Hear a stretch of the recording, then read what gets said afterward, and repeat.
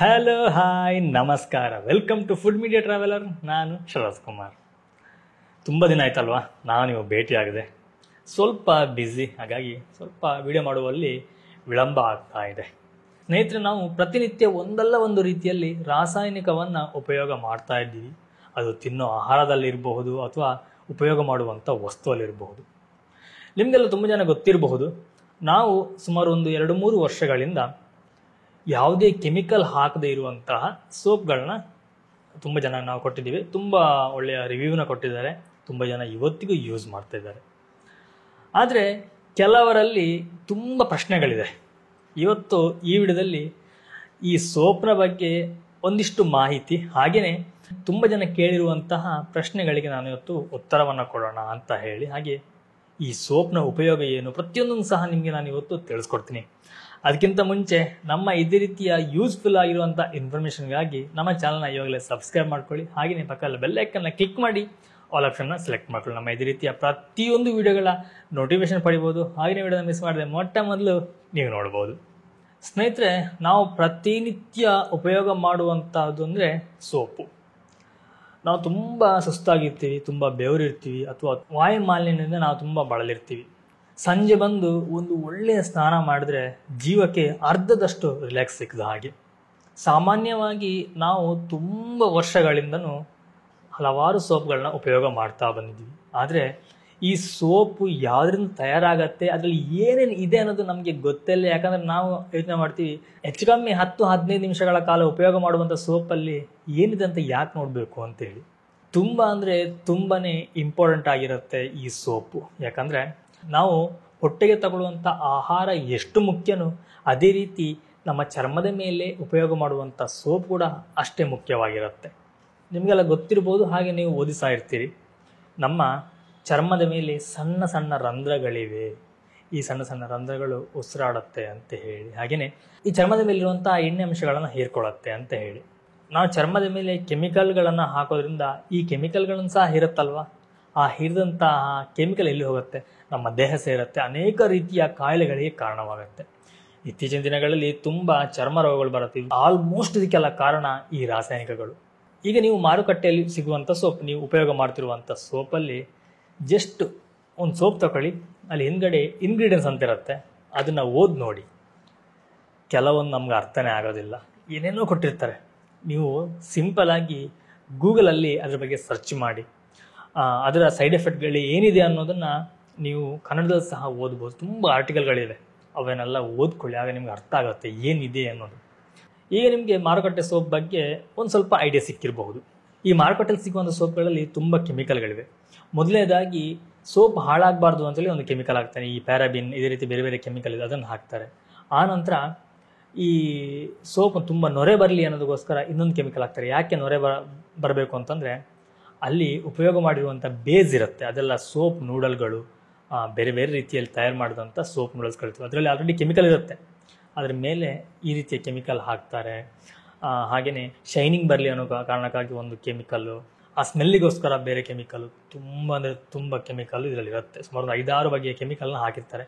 ನೀವು ನೋಡಿ, ಆಗ ನಿಮಗೆ ಅರ್ಥ ಆಗುತ್ತೆ. ಕೆಲವೊಂದು ಕೋಡ್ಗಳಲ್ಲಿ ಕೊಟ್ಟಿರ್ತಾರೆ, ಏನೇನೋ ಕೋಡ್ ಇರುತ್ತೆ, ಆ ಕೋಡ್ನ ನೀವು ಗೂಗಲ್ ಸರ್ಚ್ ಮಾಡಿದ್ರೆ ಅದರ ಬಗ್ಗೆ ಸಹ ಸಂಪೂರ್ಣವಾಗಿ ನಿಮಗೆ ಸಿಗುತ್ತೆ. ತುಂಬ ಜನ ನನಗೆ ವಾಟ್ಸಪ್ಪಲ್ಲಿ ಮೆಸೇಜ್ಗಳನ್ನ ಹಾಕ್ತಾರೆ ಸೋಪ್ ಬೇಕು ಅಂತ ಹೇಳಿ. ಪ್ರೈಸ್ ನೋಡಿದ ಕೂಡಲೇ ಕೇಳ್ತಾರೆ, ಯಾಕಿಷ್ಟು ಪ್ರೈಸು ಅಂತ ಹೇಳಿ. ಕೆಲವರಿಗೆ ಹೇಳಿದ್ದು ಅರ್ಥ ಆಗುತ್ತೆ, ಕೆಲವರಿಗೆ ಅರ್ಥ ಆಗೋದಿಲ್ಲ. ಯಾಕಂತಂದರೆ ವಾಟ್ಸಪ್ಪಲ್ಲಿ ಅಷ್ಟು ಡಿಟೇಲ್ ಆಗಿ ನಮಗೆ ಹೇಳಲಿಕ್ಕೂ ಸಹ ತುಂಬ ಕಷ್ಟ ಆಗುತ್ತೆ. ಟೈಪ್ ಮಾಡ್ತಾ ಕೂರಬೇಕು, ನಾವು ಮಾಡಿದ ಟೈಪ್ ಅವ್ರಿಗೆ ಅರ್ಥ ಆಗದಿರಬಹುದು. ಅದಕ್ಕೋಸ್ಕರ ಇದರ ಮುಖಾಂತರ ನಿಮಗೆಲ್ಲರಿಗೂ ಒಂದು ಮಾಹಿತಿನ ಕೊಡೋಣ ಅಂತ ಹೇಳಿ. ಮೊದಲನೇದಾಗಿ ನಾನು ತೊಗೊಂಡೆ ನೀಮೆನ್ ತುಳಸಿ ಸೋಪ್ ತೊಗೊಂಡಿದ್ದೀನಿ. ಈಗ ಈ ಸೋಪಿಗೂ ಮಾರುಕಟ್ಟೆಯಲ್ಲಿ ಸಿಗೋಂಥ ಸೋಪಿಗೆ ಏನು ಡಿಫ್ರೆನ್ಸು? ಇದರಲ್ಲಿ 0% ಕೆಮಿಕಲ್, ಯಾವುದೇ ರೀತಿಯಲ್ಲಿ ಕೆಮಿಕಲ್ ಸಹ ಇಲ್ಲ. ನೀವು ಬೇಕಾದರೆ ಟೆಸ್ಟ್ ಸಹ ಮಾಡ್ಬೋದು, ಯಾವುದೇ ರೀತಿ ಕೆಮಿಕಲ್ ಇರೋದಿಲ್ಲ. ಹಾಗೆಯೇ ಇದನ್ನು ನಾನು ಸುಮಾರು 4 ರೀತಿಯ ಎಣ್ಣೆಯನ್ನು ಉಪಯೋಗ ಮಾಡುವಂಥ ಸೋಪ್. ಈ ತೆಂಗಿನ ಎಣ್ಣೆ ಆಗಲಿ, ಹರಳೆಣ್ಣೆ, ಆಲಿವ್ ಆಯಿಲ್, ಹಾಗೆಯೇ ಎಳ್ಳೆಣ್ಣೆಗಳನ್ನು ಯೂಸ್ ಮಾಡಿ ಮಾಡುವಂಥ ಸೋಪ್. ಹಾಗೆಯೇ ಇದರಲ್ಲೀಗ ನೀಮೆನ್ ತುಳಸಿ ಅಂತಿದೆ. ಇದರಲ್ಲಿ ನೀಮ್ ಮತ್ತು ತುಳಸಿಯನ್ನೇ ಹಾಕಿರುವಂಥದ್ದು. ನಾವು ಪೌಡರ್ ರೂಪದಲ್ಲಿ ಹಾಕ್ಬೋದು, ಇಲ್ಲಾಂತಂದರೆ ಅದರ ಎಣ್ಣೆ ಸಿಕ್ಕಿದ್ರೆ ಎಣ್ಣೆ ಸಹ ಹಾಕ್ಬೋದು. ಆದರೆ ಎಣ್ಣೆ ನಾವು ಹೊರಗಡೆ ತರಬೇಕಾದ್ರೆ ಅದು ಎಷ್ಟು ಮಟ್ಟಿಗೆ ನ್ಯಾಚುರಲ್ ಇರುತ್ತೆ ನಮ್ಗೆ ಗೊತ್ತಿರೋದಿಲ್ಲ. ಆದರೆ ಪೌಡರ್ ಮಾಡಿ ಹಾಕೋದು 100% ನ್ಯಾಚುರಲ್ ಅಂತ ನನಗೆ ಕನ್ಫರ್ಮ್ ಇರುತ್ತೆ, ಗ್ಯಾರಂಟಿ ಇದು. ನಮ್ಮ ಸೋಪಿಗೆ ಯಾಕೆ ನೀವು ಹೆಚ್ಚು ಪ್ರೈಸ್ನ ಕೊಡಬೇಕು ಅನ್ನೋದ್ರ ಬಗ್ಗೆ ಮಾತಾಡೋಣ. ನಾನೀಗ ರಕ್ತಚಂದನ ಸೋಪ್ ಬಗ್ಗೆ ಹೇಳ್ತೀನಿ, ಯಾಕಂದರೆ ತುಂಬ ಸೇಲ್ ಆಗುವಂಥ ಸೋಪ್ ಇದೆ ನನ್ನ ಹತ್ರ. ರಕ್ತಚಂದನದಲ್ಲಿ ರಕ್ತಚಂದನವನ್ನೇ ಹಾಕಿರ್ತೀನಿ, ಉಳಿದಿರುವಂಥ ಎಣ್ಣೆಗಳೆಲ್ಲ ಸೇಮ್ ಇರುತ್ತೆ. ಇದಕ್ಕೆ ಎಸೆನ್ಷಿಯಲ್ ಆಯಿಲ್ ಸಹ ನಾವು ಯೂಸ್ ಮಾಡಿರ್ತೀವಿ. ಹಾಗೆಯೇ ಇದರಲ್ಲಿ ಯಾವುದೇ ರೀತಿ ಕೆಮಿಕಲ್ ಇರೋದಿಲ್ಲ. ಇನ್ನೊಂದು, ಇದಕ್ಕೆ ನೀವು ಆ್ಯಕ್ಚುಲಿ 90 ರೂಪಾಯಿ, ನನಗೆ ಆಫರಲ್ಲಿ 70 ರೂಪೀಸ್ ಕೊಡ್ತಾಯಿದ್ದೀನಿ. 70 ರೂಪಾಯಿ ಯಾಕೆ ಕೊಡಬೇಕು ಅಂತೇಳಿ, 70 ರೂಪಾಯಿ ಯಾಕೆ ಕೊಡಬೇಕು ಅಂತಂದರೆ ಇದರಲ್ಲಿ ನ್ಯಾಚುರಲ್ ಆಯಿಲ್ ಇದೆ. ಹಾಗೆಯೇ ಹರ್ಬ್ಸ್ ನಾವೇನು ಯೂಸ್ ಮಾಡ್ತೀವೋ ಅದು ನ್ಯಾಚುರಲ್ ಆಗಿರುತ್ತೆ, ಯಾವುದೇ ರೀತಿ ಕೆಮಿಕಲ್ ಇರೋದಿಲ್ಲ, ಯಾವುದೇ ರೀತಿ ಮಿಕ್ಸಿಂಗ್ ಅದು ಏನಿರೋದಿಲ್ಲ. ಹಾಗೆಯೇ ಈ ಒಂದು ನಾನು ಸೋಪು ಇವತ್ತು ನಾನು ಎಣ್ಣೆನ ಹಾಕಿ ರೆಡಿ ಮಾಡಿದೆ ಅಂತಂದರೆ ಆ ಸೋಪು ನಿಮಗೂ ಕೊಡಲಿಕ್ಕೆ ನಾನು ಕನಿಷ್ಠ 45 ದಿನಗಳು ಬೇಕು. 46ನೇ ದಿನ ಪ್ಯಾಕ್ ಆಗುತ್ತೆ, 47ನೇ ದಿನಕ್ಕೆ ನಾನು ಇಲ್ಲಿ ಡಿಸ್ಪ್ಯಾಚ್ ಮಾಡೋದು. ಒಂದು ಸೋಪ್ ರೆಡಿ ಆಗಲಿಕ್ಕೆ ಅಷ್ಟು ದಿನ ಬೇಕು. ನಾವು ಒಂದು ಬ್ಯಾಚಲ್ಲಿ 1000 ಗಟ್ಟಲೆ ಏನು ಸೋಪ್ಗಳನ್ನ ಮಾಡೋದಿಲ್ಲ. ಒಂದು ಬ್ಯಾಚಲ್ಲಿ ಮಾಡುವಂಥದ್ದು 70 ಸೋಪ್ಗಳು. ತುಂಬ ಸಣ್ಣ ಬ್ಯಾಚ್ಗಳು ಮಾಡುವಂಥದ್ದು. ನಾವು ತುಂಬ ಇದ್ರ ಬಗ್ಗೆ ಕೇರ್ ತಗೊಳ್ತೀವಿ, ತುಂಬ ಕ್ಲೀನಾಗಿ ಮಾಡ್ತೀವಿ. ಹಾಗೆಯೇ ಕೈಯಲ್ಲೇ ಮಾಡುವಂಥದ್ದು, ಯಾವುದೇ ರೀತಿಯಲ್ಲಿ ಬಿಸಿ ಆಗೋದಿಲ್ಲ. ಇದಕ್ಕೆ ಕೋಲ್ಡ್ ಪ್ರೊಸೆಸ್ ಸೋಪ್ ಅಂತ ಹೇಳ್ತಾರೆ. ಕೋಲ್ಡ್ ಪ್ರೊಸೆಸ್ ಸೋಪ್ ಅಂದರೆ ಇದನ್ನು ನಾವು ಯಾವುದೇ ರೀತಿ ಹೀಟ್ ಮಾಡೋದಿಲ್ಲ. ಇದರಲ್ಲಿ ಎಣ್ಣೆ ಆಗಲಿ ಯಾವುದು ಕೂಡ ಹೀಟ್ ಆಗೋದಿಲ್ಲ. ಇದು ನಮ್ಮ ನ್ಯಾಚುರಲ್ ಆಗಿ ಗಾಳಿಯಲ್ಲೇ, ನಮ್ಮ ನ್ಯಾಚುರಲ್ ಆಗಿ ರೂಮ್ ಟೆಂಪ್ರೇಚರಲ್ಲೇ ಮಾಡುವಂಥ ಸೋಪ್ ಇದು. ಎಲ್ಲ ಸೋಪ್ಗಳನ್ನ ಯೂಸ್ ಮಾಡೋದ್ರಿಂದ ಸಾಮಾನ್ಯವಾದಂತಹ ಬೆನಿಫಿಟ್ಗಳು ಏನಿದೆ ಅಂತ ನೋಡೋಣ. ಈಗ ನೀವು ತೆಂಗಿನ ಎಣ್ಣೆಯನ್ನು ಮೈಗೆ ಹಚ್ಚಿದ್ರೆ ಏನೆಲ್ಲ ಬೆನಿಫಿಟ್ಗಳಿವೆ? ನಾವು ಸಣ್ಣ ಮಕ್ಕಳಿಗೆ ಸಹ ತೆಂಗಿನ ಎಣ್ಣೆಯನ್ನು ಹಚ್ತೀವಿ. ಇದರಿಂದ ಏನೆಲ್ಲ ಬೆನಿಫಿಟ್ಗಳಿರ್ಬೋದು ಹೇಳಿ? ನಿಮಗೆಲ್ಲ ಗೊತ್ತಿರುವಂಥದ್ದೇ. ತೆಂಗಿನ ಎಣ್ಣೆಯನ್ನು ನಾವು ಕೂದಲಿಗೆ ಹಚ್ಚೋದ್ರಿಂದ ಕೂದಲು ಉದುರುವಂಥದ್ದು ಕಮ್ಮಿ ಆಗುತ್ತೆ. ಹಾಗೆಯೇ ತಲೆ ಹೊಟ್ಟನ್ನು ಸಹ ನಿವಾರಣೆ ಮಾಡುತ್ತೆ. ಹಾಗೆ ತಲೆಯ ಬುರುಡೆಯನ್ನು ತೇವಾಂಶದಿಂದ ಇಡಲಿಕ್ಕೂ ಕಾರಣವಾಗುತ್ತೆ. ತೆಂಗಿನ ಎಣ್ಣೆಯ ಒಂದು ಮುಖ್ಯ ಗುಣ ಅಂತಂದರೆ ಕಲೆಗಳನ್ನು ನಿವಾರಣೆ ಮಾಡುವಂಥದ್ದು. ಮುಖದ ಮೇಲೆ ಇರಲಿ ಅಥವಾ ಚರ್ಮದ ಮೇಲೆ ಇರಲಿ, ಆ ಕಲೆಗಳನ್ನು ನಿರ್ಮೂಲನೆ ಮಾಡುತ್ತೆ. ಇನ್ನು ಹಲವಾರು ಬ್ಯಾಕ್ಟೀರಿಯಲ್ ಇನ್ಫೆಕ್ಷನ್ಗಳಿಂದ ಸಹ ನಮ್ಮ ಚರ್ಮವನ್ನು ನಮ್ಮನ್ನು ಕಾಪಾಡಲಿಕ್ಕೆ ತುಂಬಾ ಸಹಾಯ ಮಾಡುತ್ತೆ. ಇನ್ನು ಎಲ್ಲರೂ ಇಷ್ಟಪಡುವಂತಹ ತ್ವಚೆಯನ್ನು ಕಾಂತಿಯುತವಾಗಿಡಲಿಕ್ಕೆ, ತುಂಬ ಫೇರಾಗಿ ಕಾಣಬೇಕು ಅಂತ ಹೇಳ್ತಾರಲ್ಲ, ಆ ರೀತಿ ಫೇರಾಗಿ ಇಡಲಿಕ್ಕೂ ಸಹ ತೆಂಗಿನ ಎಣ್ಣೆ ಕಾರಣವಾಗುತ್ತೆ. ಇನ್ನು ನಾನು ಯೂಸ್ ಮಾಡುವಂಥದ್ದು ಹರಳೆಣ್ಣೆ. ಈ ಹರಳೆಣ್ಣೆಯ ಉಪಯೋಗಗಳೇನು? ಈ ಹರಳೆಣ್ಣೆ ಕೂಡ ತ್ವಚೆಯ ಕಾಂತಿಯನ್ನು ಹೆಚ್ಚು ಮಾಡಲಿಕ್ಕೆ ಸಹಾಯ ಮಾಡುತ್ತೆ. ತ್ವಚೆಯ ಮೇಲಿರುವಂತಹ ಅಥವಾ ಚರ್ಮದ ಮೇಲಿರುವಂತಹ ಕಪ್ಪು ಕಲೆಗಳನ್ನು ನಿವಾರಣೆ ಮಾಡಲಿಕ್ಕೂ ಸಹ ಸಹಕಾರಿ. ಕೂದಲಿನ ಸೌಂದರ್ಯಕ್ಕೆ ತುಂಬನೇ ಉಪಯುಕ್ತ ಈ ಹರಳೆಣ್ಣೆ. ಹಾಗೆಯೇ ಚರ್ಮವನ್ನು ತೇವಾಂಶದಿಂದ ಇಡಲಿಕ್ಕೆ ತುಂಬನೇ ಸಹಾಯ ಮಾಡುತ್ತೆ. ಇನ್ನು ಕೆಲವರಿಗೆ ಸಣ್ಣ ವಯಸ್ಸಿನಲ್ಲಿ ಈ ಚರ್ಮ ಸುಕ್ಕುಗಟ್ಟುವಂಥದ್ದು, ಈ ಮುಖದಲ್ಲಿ ಹೆಚ್ಚಾಗಿ ಕಾಣುವಂಥದ್ದು, ಇದನ್ನು ದೂರ ಮಾಡುವಂಥ ಶಕ್ತಿ ಈ ಹರಳೆಣ್ಣೆಗಿದೆ. ಇನ್ನು ಎಳ್ಳೆಣ್ಣೆಯ ಉಪಯೋಗ. ಈ ಎಳ್ಳೆಣ್ಣೆಯಲ್ಲಿ ಆ್ಯಂಟಿ ಆಕ್ಸಿಡೆಂಟ್ ಅಂಶ ಇದ್ದು ಇದು ಕೂದಲಿನ ಪೋಷಣೆಯನ್ನು ಮಾಡಲಿಕ್ಕೆ ತುಂಬಾ ಸಹಾಯ ಮಾಡುತ್ತೆ. ಇದರಲ್ಲಿ ವಿಟಮಿನ್ ಇ ಅಂಶ ಇದ್ದು ಇದು ಈ ಸೂರ್ಯನ ಕಿರಣದಿಂದ ಬರುವಂತಹ ಹಾನಿಯನ್ನು ತಡೆದು ಚರ್ಮವನ್ನು ರಕ್ಷಣೆ ಮಾಡುತ್ತೆ. ಇನ್ನು ಸಾಮಾನ್ಯವಾಗಿ ಈ ಕೂದಲು ದೂರುವಂಥದ್ದು, ತಲೆ ಹೊಟ್ಟು, ಹಾಗೆಯೇ ಅಕಾಲಿಕ ಬಿಳಿ ಕೂದಲು ಆಗುವಂಥ ಸಮಸ್ಯೆಯಿಂದನೂ ಸಹ ದೂರ ಮಾಡುತ್ತೆ. ಇನ್ನು ಕೂದಲು ಚೆನ್ನಾಗಿರುತ್ತೆ, ಆದರೆ ಒಂದು ಕೂದಲು ಸೀಳುವಂಥದ್ದು, ಒಂದು ಕೂದಲು ಭಾಗ ಆಗಿ 2 ಕವಲುಗಳಾಗುವಂತಹ ಸೀಳುವಂಥ ಸಮಸ್ಯೆ ಇರುತ್ತೆ. ಅಂಥದ್ದಕ್ಕೂ ಸಹ ಈ ಎಳ್ಳೆಣ್ಣೆ ತುಂಬನೇ ಉಪಯುಕ್ತ. ಈ ಪೊಲ್ಯೂಷನ್ನಿಂದ ನಮ್ಮ ತ್ವಚೆಗೆ ತುಂಬನೇ ಹಾನಿಗಳಾಗುತ್ತೆ. ಅದನ್ನು ಸಹ ಈ ಎಳ್ಳೆಣ್ಣೆ ತಡೆಯುವಲ್ಲಿ ಸಹಕಾರಿಯಾಗಿದೆ. ಇನ್ನು ಈ ಆಲಿವ್ ಆಯಿಲ್, ನಿಮಗೆಲ್ಲ ಗೊತ್ತೇ ಇದೆ. ಆಲಿವ್ ಆಯಿಲ್ನ ಸಣ್ಣ ಮಕ್ಕಳಿಗೆ ಮೈ ಹಚ್ತಾರೆ. ತುಂಬ ಜನ ಈ ಮುಖಕ್ಕೆ ಮೈಗೆಲ್ಲ ಹಚ್ಕೊಂಡು ಸ್ನಾನ ಮಾಡುವಂಥದ್ದು ಮಾಡ್ತಾರೆ. ಯಾಕಂತಂದರೆ ತುಂಬ ಜನಕ್ಕೆ ಚರ್ಮಕ್ಕೆ ಮಾಯಿಶ್ಚರೈಸರ್ ಆಗಿ ಕೆಲಸವನ್ನು ಸಹ ಇದು ಮಾಡುತ್ತೆ. ಇದು ನಮ್ಮ ಚರ್ಮಕ್ಕೆ ಅತ್ಯುತ್ತಮ ಕ್ಲೆನ್ಸರ್ ಆಗಿ ಕೆಲಸವನ್ನು ಮಾಡುತ್ತೆ. ಚರ್ಮವನ್ನು ಆದಷ್ಟು ಕ್ಲೀನ್ ಮಾಡಲಿಕ್ಕೆ ತುಂಬಾ ಸಹಾಯ ಮಾಡುತ್ತೆ. ಇನ್ನು ಕೆಲವರಿಗೆ ಈ ಉಗುರಿನ ಸಮಸ್ಯೆಗಳಿರುತ್ತೆ, ಸರಿಯಾಗಿ ಉಗುರು ಬರದೇ ಇರುವಂಥದ್ದು, ಅಥವಾ ಈ ಉಗುರಿನಲ್ಲಿ ಹಲವಾರು ರೀತಿಯ ಸಮಸ್ಯೆಗಳಿರುತ್ತೆ. ಅಂಥದ್ದಕ್ಕೆ ಈ ಆಲಿವ್ ಆಯಿಲ್ ತುಂಬಾ ಉಪಕಾರಿ. ನೀವು ಕೈಗೆ ಆಲಿವ್ ಆಯಿಲ್ನ ಹಚ್ಕೋಬೋದು ಉಗುರುಗಳಿಗೆ. ಉಗುರಿನ ಸೌಂದರ್ಯ ತುಂಬ ಚೆನ್ನಾಗಿರುತ್ತೆ. ಈ ಆಲಿವ್ ಆಯಿಲ್ನ ಯೂಸ್ ಮಾಡೋದ್ರಿಂದ ಕೂದಲಿಗೆ ಕಂಡೀಷನರ್ ಆಗಿ ಸಹ ಕೆಲಸ ಮಾಡುತ್ತೆ. ಹಾಗೆಯೇ ಕೂದಲಿನ ಸೌಂದರ್ಯ ಆರೋಗ್ಯಕ್ಕೆ ತುಂಬಾ ಸಹಕಾರಿಯಾಗಿದೆ. ನಮಗೀಗ ಒಂದೊಂದು ಎಣ್ಣೆಯಲ್ಲಿ ಒಂದೊಂದು ಅಂಶ ಇದೆ. ನಮಗೆ ಇಷ್ಟು ಎಣ್ಣೆನ ಸೇರಿಸಿ ಒಂದು ಸೋಪನ್ನ ಮಾಡಿದ್ರೆ ನಾನೀಗ ಏನು ಹೇಳಿದ್ನೋ ಇಷ್ಟು ಅಂಶಗಳು ಈ ಸೋಪಲ್ಲಿ ಅಡಕವಾಗಿದೆ. ಯಾಕಂದರೆ ಇದರಲ್ಲಿ ನಾನು ಹೇಳಿರುವಂಥ 4 ಎಣ್ಣೆಗಳಿವೆ.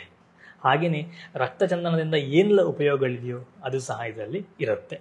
ಈ ರಕ್ತಚಂದನ ಅಂತಲ್ಲ, ಈಗ ನಾನು ಹಾಲು ಮತ್ತು ಮುಲ್ತಾನಿ ಮಿಟ್ಟಿ ಹಾಕಿ ಮಾಡಿರ್ತೀನಿ. ಹಾಗೆಯೇ ಇದು ಅಲೋವೆರಾ ಸೋಪು, ಇದು ನೀಮೆನ್ ತುಳಸಿ, ಚಾರ್ಕೋಲು, ಕಾಫಿ, ಅರಶಿನ. ಇಷ್ಟು ಸೋಪಲ್ಲಿ ಎಲ್ಲದರಲ್ಲಿ ಕಾಮನ್ ಆಗಿರುವಂಥದ್ದು ಈ ನಾನು ಹೇಳಿರುವಂಥ 4 ಎಣ್ಣೆಗಳ ಗುಣಗಳು. ಹಾಗೆ ಅದರಲ್ಲಿ ಏನು ಹರ್ಬ್ಸ್ಗಳನ್ನ ಹಾಕಿರ್ತೀವೋ, ಈ ತುಳಸಿ, ಅಲೋವೆರಾ, ಕಾಫಿ, ಚಾರ್ಕೋಲ್ ಆಗಲಿ, ಅರಿಶಿನ ಆಗಲಿ, ಇದರಲ್ಲಿ ಏನೆಲ್ಲ ಬೆನಿಫಿಟ್ಗಳಿವೆ ಅದೆಲ್ಲ ಸಿಗುತ್ತೆ. ನಾನೀಗ ತುಂಬ ಜನ ನೋಡ್ತೀನಿ, ಎಲ್ಲರೂ ಮೆಸೇಜ್ ಹಾಕೋದು ಏನಂತಂದರೆ ಪಿಗ್ಮೆಂಟೇಷನ್ ಇದೆ, ಅದಕ್ಕೆ ಏನಿದೆ ಅನ್ನೋದು. ಪಿಗ್ಮೆಂಟೇಷನ್ಗೆ ನನ್ನ ಹತ್ರ ಇರೋ ಸೋಪ್ಗಳು ದಿ ಬೆಸ್ಟ್ ಅಂತಂದರೆ ಈ ರಕ್ತಚಂದನ. ತುಂಬ ಜನರಿಗೆ ಇದು ಉಪಯೋಗ ಆಗಿದೆ. ನಿಮ್ಗೊಂದು ವೇಳೆ ನಾನು ಹೇಳಿದ್ದು ನಿಮಗೆ ನಂಬಿಕೆ ಇಲ್ಲ ಅಂತಂದರೆ amritabali.com ಹೋಗಿ, ರಕ್ತದಾನ ಸೋಪಲ್ಲಿ ಹೋಗಿ, ಅಲ್ಲಿ ರಿವ್ಯೂ ಇದೆ, ಆ ರಿವ್ಯೂಗಳು ನೋಡಿ.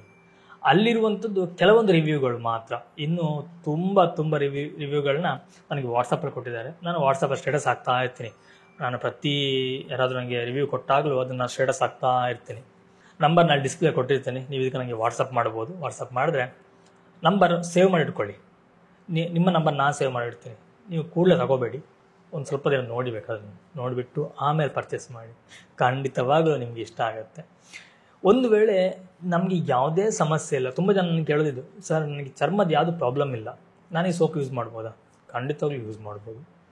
ನಾವು ಪ್ರತಿಯೊಬ್ಬರು ತಪ್ಪು ಮಾಡೋದು ಎಲ್ಲಿ ಅಂತಂದರೆ, ನಮಗೆ ಏನಾದರೂ ಸಮಸ್ಯೆ ಬರೋ ತನಕ ನಾವು ಕಾಯ್ತೀವಿ, ಆ ನಂತರ ಅದಕ್ಕೆ ಔಷಧಿಗಳನ್ನ ಅಥವಾ ಮದ್ದುಗಳನ್ನ ಮಾಡಿ ಶುರು ಮಾಡ್ತೀವಿ.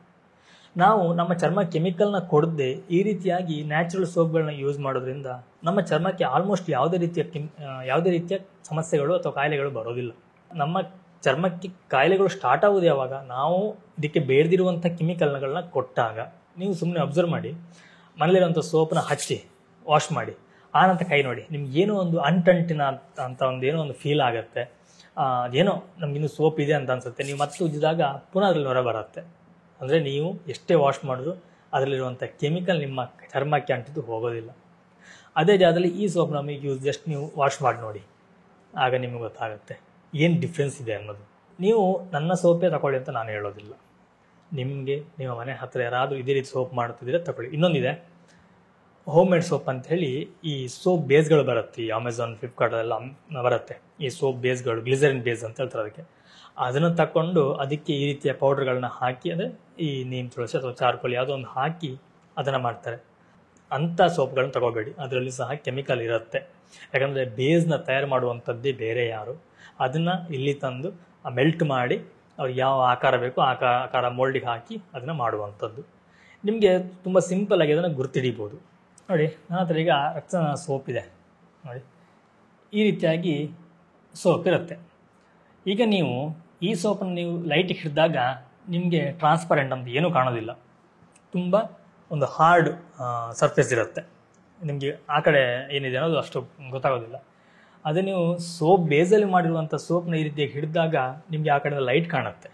ಆ ಸೋಪ್ನ ಯೂಸ್ ಮಾಡಬೇಡಿ. ತುಂಬ ಜನಕ್ಕೆ ಅದ್ರ ಬಗ್ಗೆ ಮಾಹಿತಿ ಇಲ್ಲದೆ ಮಾಡ್ತಾ ಇದ್ದಾರೋ ಅಥವಾ ಒಂದು ಹೋಮ್ ಮೇಡ್ ಸೋಪ್ ಮಾಡಬೇಕು ಬಿಸ್ನೆಸ್ಗೋಸ್ಕರ ಮಾಡ್ತಾರೆ ನನಗೆ ಗೊತ್ತಿಲ್ಲ. ನಾನಂತೂ ಬಿಸ್ನೆಸ್ ಅಂತೇಳಿ ನಾನು ಮಾಡ್ತಾ ಇಲ್ಲ.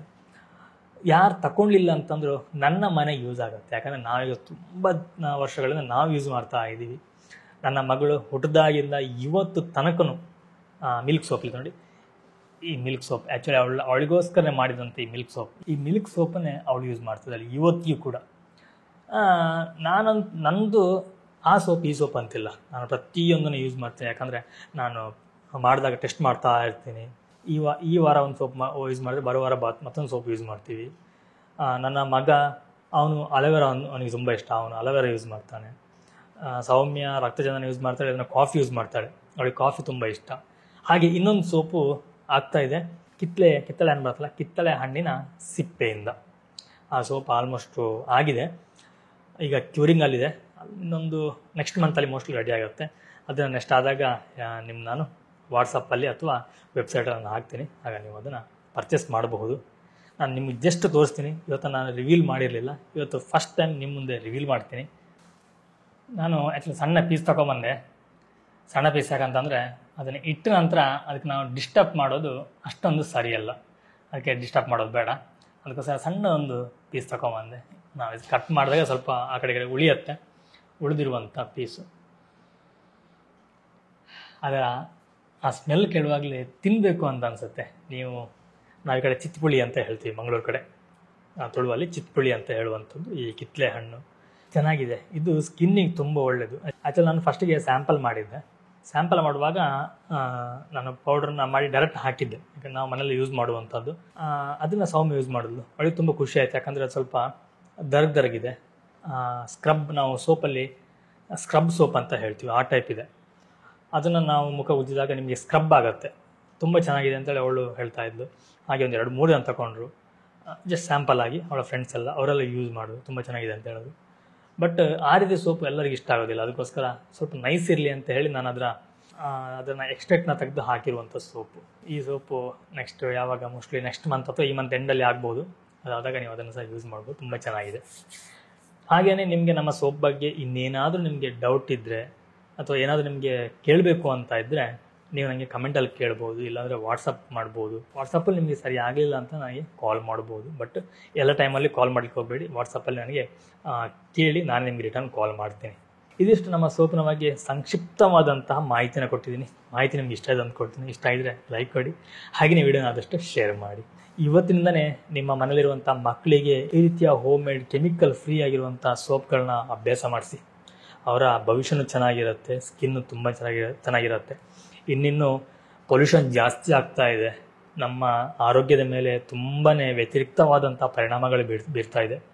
ಅದ್ರ ಮೇಲೆ ನಾವು ಕೆಮಿಕಲ್ ಸೋಪ್ನ ಹಾಕಿ ಚರ್ಮನ ಹಾಳು ಮಾಡೋದಕ್ಕಿಂತ ಈ ರೀತಿಯಾಗಿ ಒಂದು ಕೆಮಿಕಲ್ ಫ್ರೀ ಆಗಿರುವಂಥ ನ್ಯಾಚುರಲ್ ಸೋಪ್ಗಳನ್ನ ಯೂಸ್ ಮಾಡಿ. ಹಾಗೆಯೇ ನಮ್ಮಂತಹ ಸಣ್ಣ ಈ ರೀತಿ ಬಿಸ್ನೆಸ್ ಮಾಡೋರಿಗೆ ಸಪೋರ್ಟ್ ಮಾಡಿ. ಎನಿವೇ ಸ್ನೇಹಿತರೆ, ನಾನು ನಿಮಗೆ ಮುಂದಿನ ಒಂದು ವಿಡಿಯೋ ಸಿಗ್ತೀನಿ, ಒಂದೊಳ್ಳೆ ರೆಸಿಪಿ ಅಥವಾ ಒಂದೊಳ್ಳೆ ಗಿಡಮೂಲಿಕೆ ಅಥವಾ ಒಂದೊಳ್ಳೆ ಇನ್ಫಾರ್ಮೇಷನ್ ಜೊತೆ. ಥ್ಯಾಂಕ್ ಯು, ಬಾಯ್, ನಮಸ್ಕಾರ.